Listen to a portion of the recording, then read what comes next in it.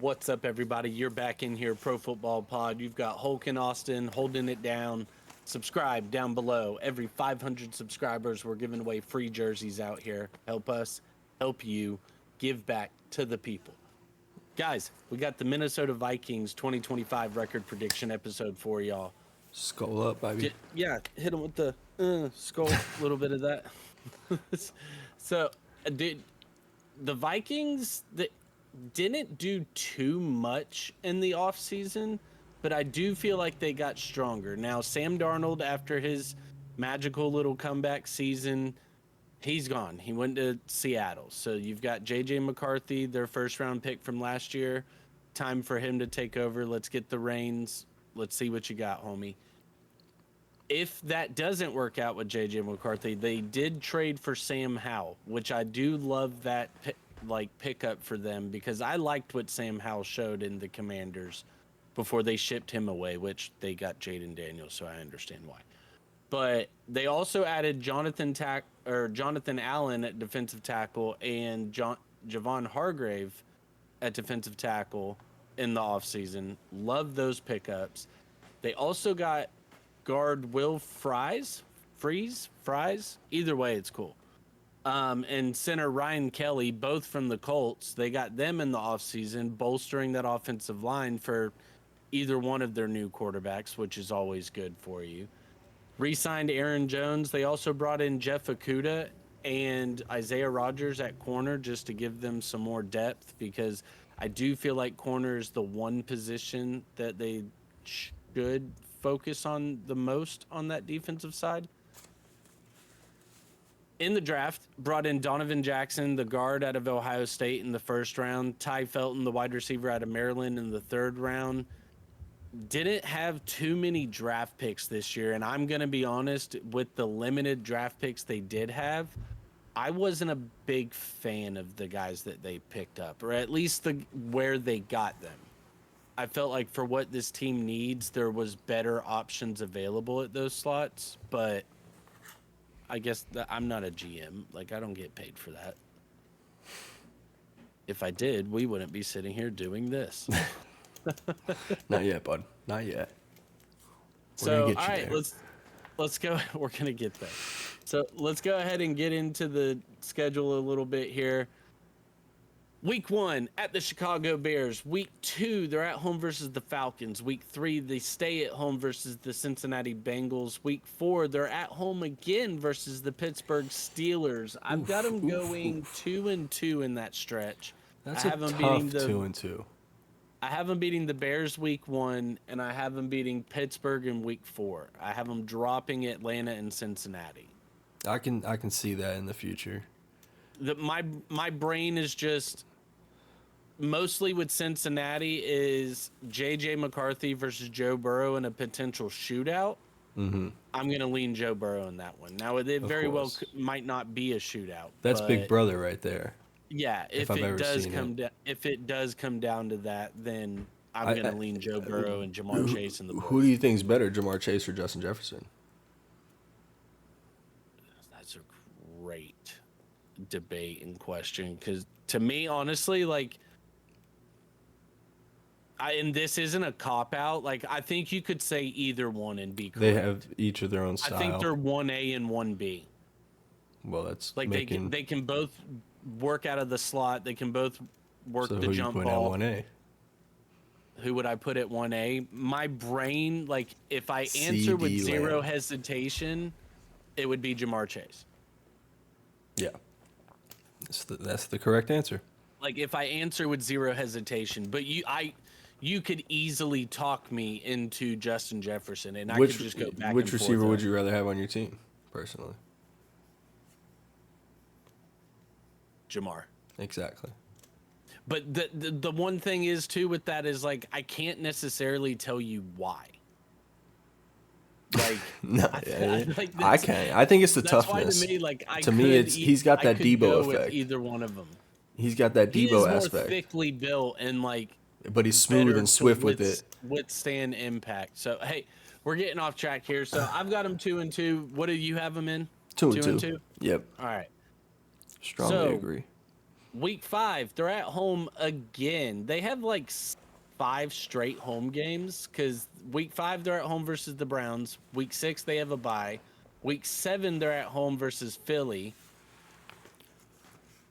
Now the Browns game actually okay, so they're listed as the home team for Pittsburgh in week 4 and the Browns in week 5. But those are both overseas games, 9:30 in the morning. So while they're listed as the home team, they're not actually in Minnesota. Week 7, they're actually in Minnesota playing Philly. Week 8, they're on the road versus the Chargers. Week 9, they're at the Detroit Lions. That's I've got tough. them going 2-2 in that stretch as well. Really? I've got them beating Cleveland in week 5 and the Chargers in week 8. Got them beating the Chargers. I'm really curious how you see that happening. That's a tough game for me, to be honest. To me, it's not necessarily a McConnell versus Harbaugh matchup. It's a Justin Herbert versus Brian Flores matchup. Like that's what gave me the edge on that one.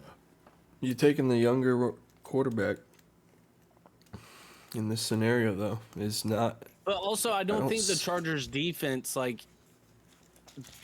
is anything to be like terrified of. Okay. So at that point in the season, week 8, you're halfway through the season, you would be hoping that things are at least starting to click with J.J. McCarthy at that point. So if that offense is running anywhere to 75-80% of what it could be, I think that's enough to beat the Chargers. All right. I got them going 1-3, losing to the Chargers, beating Cleveland. In a tough game against the Chargers, though. Man. Okay, you hate your boy McCarthy. We get no, that. I've got to show my respect to Herbert. You know, that's been riding with my dog. Week 10, at home versus the Baltimore Ravens. Week 11, they're at home versus the Bears. Week 12, they're at the Packers. Week 13, they're at the Seahawks. I've got them going 2-2 in that stretch, beating the Bears, and I've got them beating Sam Darnold and the Seahawks in Seattle. Revenge game. That's going to be the game where, hey, you probably shouldn't have left us. But then again, I don't know how much they were really trying to fight to get him there. I think it was more like they let him go. Yeah. So, hey, if anything, it could be the Sam Darnold That's what I was thinking, yes. And I don't think he'll get it, but 405, no. Now, it is in Seattle, and that 12th man is real. I did go back and forth a little bit on that one, but ultimately, I gave it to Minnesota. Yeah. All right, final 5 games here. If you're still with us, we appreciate you. Hit that subscribe button down below. Commanders at home week 14. Cowboys on the road week 15. Giants on the road week 16. At home versus the Lions in 17. And they finished it off with Green Bay in week 18 at home. Got them 2-3 in that stretch with wins versus the Giants and Detroit at home in week 17. Ooh. I'm figuring at that point Detroit might be resting players. Yeah. And then Vikings are fighting for a spot. Yeah, but I've got the Vikings going 8-9 for the season. I could see the same take we have about the Lions could be said about the Packers. I could see them taking both those games if that's the scenario. If they're just having to try harder, if they don't need those wins. Yeah, it's agreed. easy to see that. But between the Packers and the Lions, unless they're both sitting their starters. I could also see them beating Washington. Just got a little bit more firepower. And if we got to see what JJ's capable of, he could be better than Jaden Daniels, which I think so. Wow. No, not saying that. Huh? That's egregious. What? That's egregious. No, you'll see. We'll see by week 14. That's egregious. We'll circle back to this. So I'll go.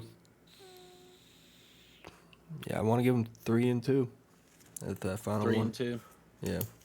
So if my math is correct, I think you also have them at 8-9. Is that right? Yes, sir. Okay, so yeah, we've both got them at 8 and 9, just winning different games throughout the season there. So either way, I think it's not necessarily reflective on the team as a whole. I think it's more of we don't know what JJ McCarthy is going to look like with this team in year one. For all purposes, he's a rookie. Like you got some NFL knowledge for a year, a little off season. You got to listen in on the quarterback meetings and really learn. So that is a benefit. But it's different when like bullets are actually flying out there. So Game we'll see what they seven. got. Guys, if you stayed with us this whole time, we love you. We appreciate you. Subscribe down below. TulsiRoseTea.com is the sponsor. Peace out. Doses.